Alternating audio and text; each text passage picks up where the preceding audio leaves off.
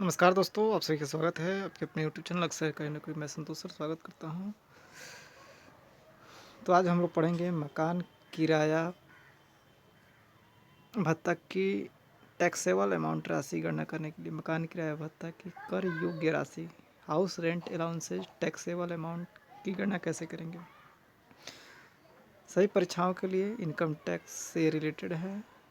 तो देख सकते हैं एक क्वेश्चन है कि संतोष एक सरकारी कर्मचारी है और उसका मूल वेतन बेसिक जो है सैलरी 20,000 पर मंथ है और मकान किराया भत्ता हाउस रेंट अलाउंसेज 5,000 प्रति माह मिलता है और एक्चुअल में वो किराए का भुगतान 1,500 प्रति माह करता है और दिल्ली में रहता है। तो आपको टैक्सेबल अमाउंट की गणना करना है। तो कैसे करेंगे आइए बताते हैं। ये फार्मूला होता है actual amount received AAR actual amount receive या rent paid RP for rent paid minus 10% of salary या 40 या 50% ऑफ सैलरी। इस तीनों में से जो कम होगा उसको लेते हैं। चलिए एक एक करके देख सकते हैं। एक्चुअल अमाउंट रिसीव कितना हो रहा है 5,000 प्रति माह मिल रहा है तो 500 गुणे 5,000 गुणे 12 यानी 60,000। रेंट पेड वो कितना कर रहा है तो 1,500 तो 1,500 गुणे 12 18,000 और ये आपका 60,000 हो गया और वो एक्चुअल अमाउंट रिसीव जो है 5,000 गुणे 12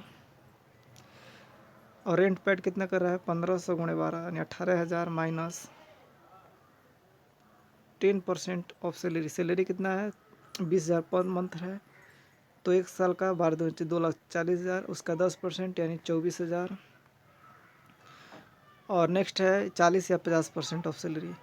तो ये 50% सैलरी मुंबई दिल्ली कोलकाता चेन्नई में लेते हैं और अदर सभी शहरों में 40% लेते हैं। तो चूँकि यहाँ दिल्ली में रहता है संतोष जो सरकारी कर्मचारी है तो उसका 50% सैलरी लेंगे यानी 2,40,000 50% 1,20,000। तीनों में जो कम होगा तो 18,000 माइनस 24,000 यानी 6,000। एक है 60,000 और एक है माइनस 6,000 और एक है 1,20,000। अब तीनों में जो कम हो चूँकि यहाँ माइनस में आ रहा है 6,000 ये सबसे कम है।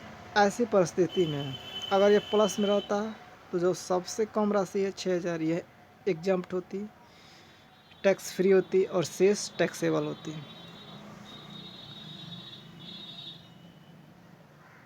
अब चूँकि यहाँ 1,20,000 होगा क्योंकि माइनस में है जो बड़ी वैल्यू होती है वो एग्जम्प्ट होती है तो 60,000 ही मिल रहा है उसको हाउस रेंट अलाउंस इसलिए पूरी राशि 1,20,000 से कम है इसलिए ये एग्जम्प्ट होगी और यहाँ टैक्सेबल अमाउंट नहीं निकलेगा नील होगा। यहाँ पे टैक्सेबल अमाउंट नहीं होगा नील होगा। तो इस तरह आप जो है हाउस रेंट अलाउंसेज की गणना कर सकते हैं। वहीं अगर टैक्सेबल निकालना होता तो 60,000 और अगर प्लस में अगर 6,000 आता तो 6,000 और 1,20,000। तो इसमें सबसे कम वैल्यू है 6,000 तो 6,000 जो एग्जम्प्ट होती तो 60,000 में से 6,000 एग्जम्प्ट होती तो यानी शेष 54,000 टैक्सेबल होती। इस तरह आप बातों को समझ सकते हैं। बहुत ही आसान है समझने का फेर है। थोड़ा सा आप दिमाग लगाएंगे आप समझ जाएंगे चीज़ों को बारीकी से। तो इस तरह आप जो है इसकी गणना करेंगे हाउस रेंट अलाउंसेज की। एक्चुअल अमाउंट रिसीव्ड जो आपका मिला होगा और रेंट पेड जो आप भुगतान कर रहे हैं माइनस 10% ऑफ सैलरी और 40 या 50% ऑफ सैलरी में तीनों में से जो कम हो वह राशि एग्जम्प्ट होगी शेष टैक्सेबल होगी। Thank you. Thanks for watching. कोई भी क्यूरी हो कमेंट के माध्यम से ज़रूर बताएं।